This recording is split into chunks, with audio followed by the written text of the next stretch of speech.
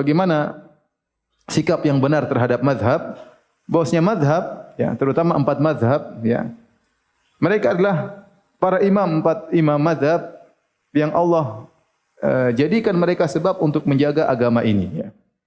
Kita tahu bahwasanya ilmu agama terjaga dengan 4 imam tersebut. Ya. Ada imam yang lain tapi ilmu mereka tidak diwariskan. Jadi di antara sebab Allah menjaga agama Islam dengan adanya 4 imam mazhab tersebut. Ya. Dan mereka orang-orang yang alim dan pakar menggabungkan antara ilmu dan ibadah. Oleh karenanya para ulama, ya, sepakat bahwasanya boleh bermadhab. Karena bermadhab itu intinya kita belajar melalui metode si fulan. Ya. Maka tidak benar seorang anti madhab, itu enggak benar. Ada orang datang-datang kemudian tidak boleh bermadhab, tidak boleh bermadhab. Terus maksudnya gimana? Belajar sama siapa? Ya sudah, belajar sama saya saja, ya. Ya berarti madhabmu berarti. Berarti saya belajar sekarang madhabmu lah. Daripada madhab ente, mending madhabnya Imam Ahmad. Ente sehari sholat berapa rakaat? Maksud saya, ya bermadhab itu boleh. Ya. Yang tidak boleh nanti kalau fanatik, ya. Adapun bermadhab boleh. Ya, ya bermadhab. Terutama orang awam, dia kalau tidak mengerti tentang dalil, tidak mengerti mentarjihkan, maka dia boleh, ya, bermadhab. Enggak ada masalah. Adapun timbul propaganda anti madhab, itu propaganda yang salah. Ya, karena para ulama salaf dahulu mereka kebanyakan bermadhab, ya. Kebanyakan bermadhab, ya. Contoh, kita bilang Ibnu Taimiyah Hambali. Ibnu Taimiyah apa? Hambali. Muhammad bin Abdul Wahab apa? Hambali. Kita bilang ulama sekarang sunnah. Ibnu Utsaimin Hambali. Kemudian Ibnu Baz apa? Hambali, ya. Ulama-ulama dahulu juga misalnya Al-Muzani Syafi'i, ya. Banyak, ya. Ya, penulis-penulis buku akidah Al-Lalakai, kemudian Al-Khallal Hambali, Al-Lalakai Syafi'i, ya.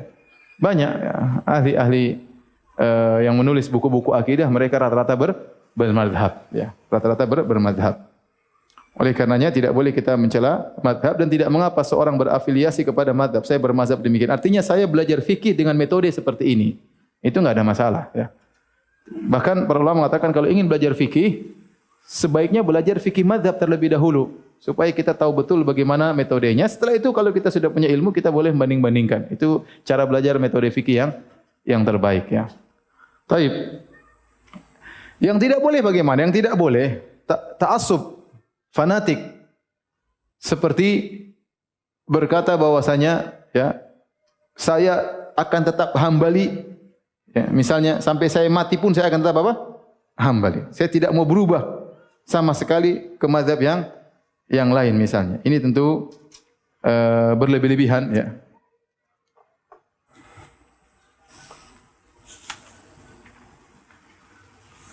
Karena para ulama mazhab tersebut, ya, tidak ada yang menyuruh murid-muridnya untuk bertaklid kepadanya.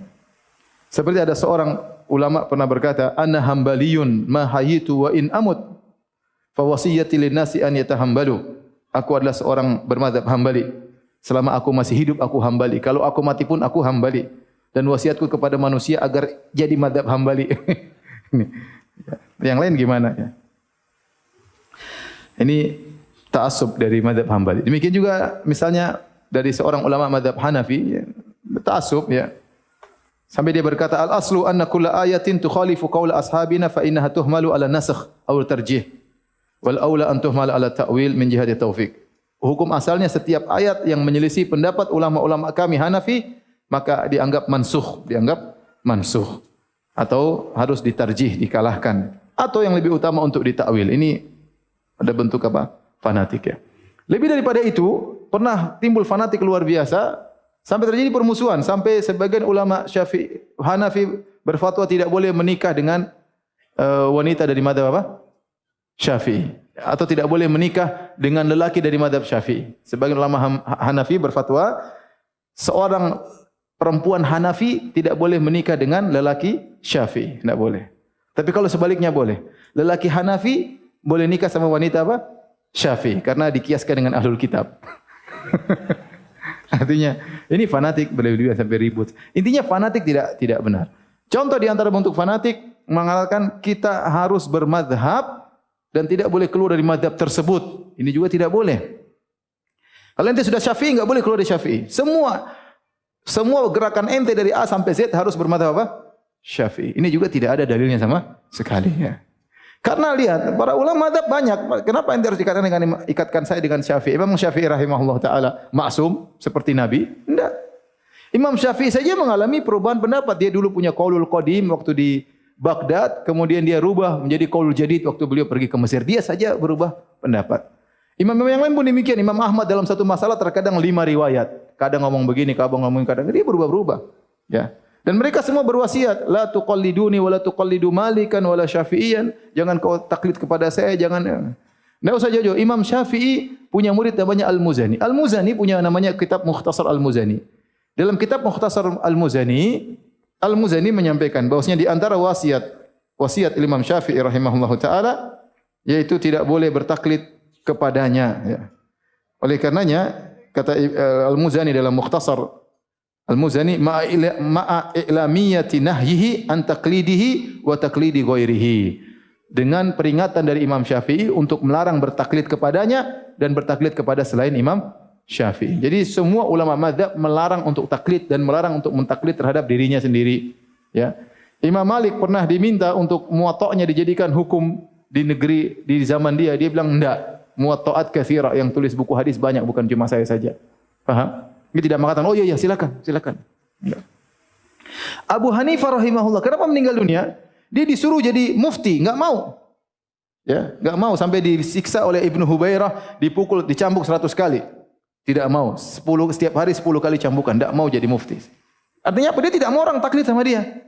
Dia tahu dia mungkin salah, ya, maka tidak mau jadi mufti. Kemudian juga di zaman Abu Ja'far Al-Mansur disuruh juga jadi mufti, dia tidak mau, akhirnya dipenjara, meninggal di penjara. Itu Abu Hanifah rahimahullah taala. Yang kalau bilang sama kita ini batu jadi emas, bisa jadi emas dengan dalilnya. Saking apa? Cerdasnya ya. Jadi maksudnya kalau taklid tidak boleh, tapi seorang bermadzhab boleh saja. Oleh karenanya sebagian ulama mereka bermadzhab tapi mereka tidak taklid buta ya. Terkadang mereka menyelisih mazhab mereka ya. Contohnya Nawawi rahimahullah taala ya. Terkadang menyelisih ulama perkataan yang masyhur dari mazhab Syafi'i. Dia ulama Syafi'i ya. Al-Muzani menyelisihi Imam Syafi'i. Tidak usah jauh-jauh. Imam Syafi'i muridnya siapa? Imam Malik. Tapi Imam Syafi'i tidak jadi Maliki. Gampangannya sederhana. Imam Syafi'i muridnya siapa? Imam Malik. Tadi sudah kita gambarkan. Dan Imam Syafi'i tidak menjadi seorang Malikiyah. Imam Ahmad belajar sama Imam Syafi'i. Tapi Imam Ahmad tidak menjadi apa? Syafi'i. Imam Syafi'i juga belajar sama Muhammad bin Hasan al-Syaibani, Hanafi. Tapi Imam Syafi'i tidak menjadi Hanafi. Muhammad bin Hasan al-Syaibani belajar sama Imam Malik, tidak jadi Maliki, bahkan dia apa? Hanafi. Abu Yusuf dan Muhammad bin Hasan al-Syaibani betapa sering menyelisih Imam Abu Hanifah. Bahkan dikatakan sepertiga madhab dua muridnya Abu Hanifah ini menyelisih Imam Abu Hanifah. Kenapa? Karena mereka tidak pernah mewajibkan untuk bermadhab. Ya, tapi madhab itu metode belajar. Ya, silahkan orang bermadhab. Ya, yang kita tidak suka ada orang anti madhab. Oh, enggak boleh bermadhab. Terus apa? Fikih apa? Fikih hadis. Fikih hadis maksudnya gimana? Ya. Ini ulama semua ngomong tidak pakai hadis. Mereka ini punya buku hadis. Ya. Mereka semua ahli hadis. Ente apa fikih hadis? Imam Ahmad hafal 1 juta hadis, bukan fikih hadis itu. Emang dia ngomong tidak pakai hadis. Ya. Imam Malik Muwatta itu ngomong fatwa tidak pakai hadis. Terus ente mau bikin fikih hadis bagaimana maksudnya? Ya.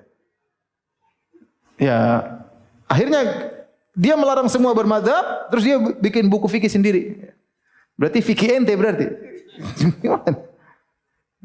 Ente bahasa Arab aja belum tentu beres, Quran belum tentu hafal ya.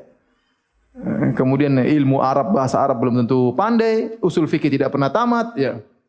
Terus mau ngajak orang memerangi mazhab dan harus ikut Anda, ya kita harus tahu diri. Ini para ulama yang sudah jelaskan tadi bukan orang sembarangan. Ya, bukan orang berbicara tanpa ilmu, mereka juga punya ilmu. Kalau ada perselisihan, beda sudut pandang itu wajar ya. Sayang waktunya sudah mau habis ya. Baik, kita istirahat, insyaallah jam 1 kita mulai lagi. Yang mau balik jam 1 siapa? Kalau antum enggak balik, saya juga enggak balik. Yang mau jam 1 balik angkat tangan. Baik ya. Sebagian enggak angkat tangan berarti enggak balik ya. Tapi insyaallah nanti kita mulai masuk membahas masalah air insyaallah. Masalah fikih setelah ini insyaallah taala jam 1.